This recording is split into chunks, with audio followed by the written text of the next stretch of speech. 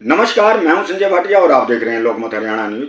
आज मैं बात कर रहा हूं झज्जर जिला बार एसोसिएशन के होने वाले वार्षिक चुनाव के संबंध में। यह चुनाव 15 दिसंबर को होंगे। प्रधान सहित विभिन्न पदों के लिए जो प्रत्याशी मैदान में हैं वे अपना चुनाव प्रचार अभियान पूरी गति से चलाए हुए हैं और एडवोकेट्स के सामने अपने अपनी योजनाएं, अपने अपने विचार रख रहे हैं। तो आज हमने पूर्व प्रधान एडवोकेट कृष्ण कादियान जी से बात की, जो कि इस चुनाव में प्रधानी पद के लिए अपनी ताल ठोक रहे हैं। हमने कृष्ण कादियान जी से जाना कि उनके कार्यकाल में उन्होंने बार के लिए क्या क्या कार्य किए थे और इस बार जिस प्रकार से उन्होंने एक बार फिर से अपना नामांकन किया है, अपना मन बनाया है प्रधान पद के लिए, तो उनकी प्राथमिकताएं क्या हैं, उनके मन में क्या क्या योजनाएं हैं। वहीं आपको बता दूं कि जिला बार एसोसिएशन में इस समय 1000 से भी अधिक सदस्य हैं। इनमें युवाओं की संख्या अच्छी खासी है। किस प्रकार से जो प्रधान पद के जो प्रत्याशी हैं वो युवाओं को प्रभावित कर पाते हैं, ये आने वाला समय बताएगा। लेकिन अभी सुनिए एडवोकेट कृष्ण कादियान जी की बात, जो कि प्रधान पद के प्रत्याशी के रूप में सामने आए। कृष्ण जी, आपका लोकमत हरियाणा में स्वागत है। आप पहले भी बार के प्रधान रह चुके हैं जी, और तब और अब में जो ये 3-4 साल का गैप है, बीच का फर्क है, इसमें क्या आप अंतर महसूस कर रहे हैं? कितने सदस्य बढ़ोतरी हुई है, किस प्रकार से आप बताइए इस बारे में। देखो, मैं 2018 से 2019 में प्रधान रहा हूँ पहले, और उस टाइम में और इस टाइम में मेन जो हमारे बार एसोसिएशन में बदलाव आया है वो आया है नंबर ऑफ एडवोकेट्स। नए जो वकील हैं वो बहुत ज़्यादा आए हैं। अच्छी बात है, हमारे इलाके का विकास हो रहा है। नए नए बच्चे, अच्छे अच्छे एडवोकेट्स हमारे डिस्ट्रिक्ट बार एसोसिएशन झज्जर में आ रहे हैं। तो ये जो संख्या है ये अब लगभग 1055 के करीब पहुंच चुकी है जो हमारे बार के मेंबर्स हैं। तो मैं उन सभी साथियों का, जो नए हमारे न्यू कमर्स हैं, उनका स्वागत भी करता हूं आपके चैनल के माध्यम से। और उसमें इसमें जैसे जैसे हमारी संख्या बढ़ रही है उसके हिसाब से चुनौतियाँ भी बढ़ रही है।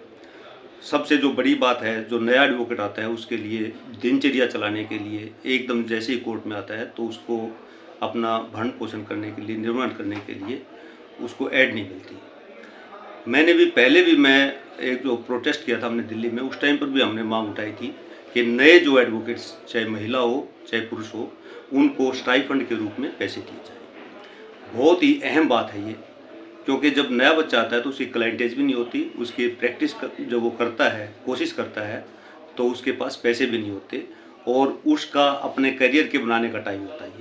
तो मेरी भी और पहले भी मेरी ये रही है, हमने प्रोटेस्ट किया था जंतर मंतर के ऊपर और बहुत ही आवाज़ के साथ ये बात बुलंद की थी और उसका कई स्टेटों के अंदर उसका इफेक्ट भी हुआ है। तो मेरा सबसे पहला काम ये रहेगा कि नए एडवोकेट्स को स्टाइफंड के रूप में 5000 रुपये पर मंथ के रूप में दिए जाए।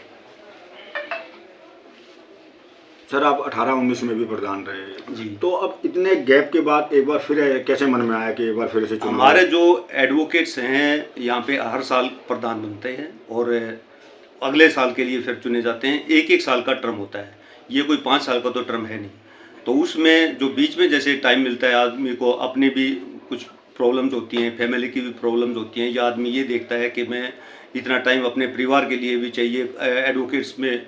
तो उसके बाद में मैंने ये सोचा कि जो कमियां उस टाइम पे रह गई थी, जो पूरी नहीं हुई थी, उनको इस साल में पूरा करेंगे। आप पिछली बार कह रहे हैं आप 18-19 में प्रधान रहे, अनुभवी हैं, वरिष्ठ हैं इस समय, तो आपके कार्यकाल में ऐसे क्या क्या कार्य हुए थे कि जो आप लोगों को बता सके कि मैंने 1 साल के अंदर जो बार के अंदर एक ऐसा जो कार्य किया है कि जो लोग प्रभावित हो, नए मतदाता? मैंने सभी वकीलों के कोई भी किसी भी तरह की समस्या, चाहे वो व्यक्तिगत हो चाहे वो बार की हो, उसको लेके मैंने एक नेतृत्व दिया उस टाइम के ऊपर। और वही जो बात मैंने पहले बताई, हमने उसका पूरा एक आंदोलन का रूप दिया।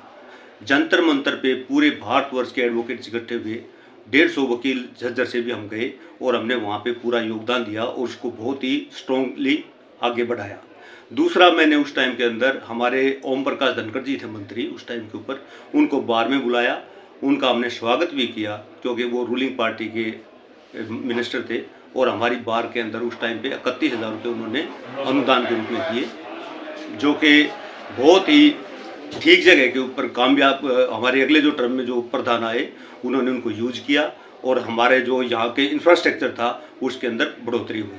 तीसरा जो मेन जो बात बता सकता हूँ, मैंने पूरे के पूरे डिस्ट्रिक्ट बार एसोसिएशन के अंदर शेड जो व्हीकल्स को खड़ा करने के लिए था, बहुत पुरानी हमारी डिमांड थी, उसको मैंने पूरा करवाया और आज भी हमारी जो गाड़ियाँ हैं वो सुरक्षित खड़ी होती हैं। अब जो चुनाव नज़दीक है जी, तो चुनाव प्रचार भी कर रहे होंगे आप जी। लोग। तो ऐसे कौन से मुद्दे हैं जो नए दिमाग में आए हैं आपके पे, मैं इसको प्रचारित कर सकता हूं या मैं बनूंगा तो मैं ऐसा करूंगा, तो ऐसे कौन सा मुद्दे हैं? इसमें जो मेन बात वही आई है कि जो नए एडवोकेट्स हैं उनको स्टाइपेंड के रूप में 5,000 रुपया कम से कम, चाहे पुरुष है चाहे महिला एडवोकेट है, उसको दिए जाएं।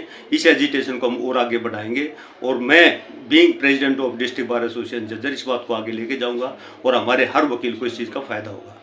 दूसरा जो है, हमारे यहाँ पे अभी भी काफ़ी टाइम होने के बाद में भी 3 मंजिल आती हैं, हमारे बूढ़े एडवोकेट्स ऊपर जा नहीं पाते, तो इसमें लिफ्ट की बहुत ज़्यादा ज़रूरत है। तो वो जो लिफ्ट सिस्टम है उसके लिए जगह भी है, पहले से अलग से बनी हुई है, लेकिन वो चालू नहीं हो रही है। उसका वो जो काम है वो इतना बड़ा काम भी नहीं है, उसको भी हम प्रायोरिटी से करवाएंगे। और महिला जो एडवोकेट्स हैं उनका जैसे यूरिनल की जो सुविधाएँ हैं वो बहुत ही कम है, उनका सेपरेट से रेस्ट रूम भी नहीं है।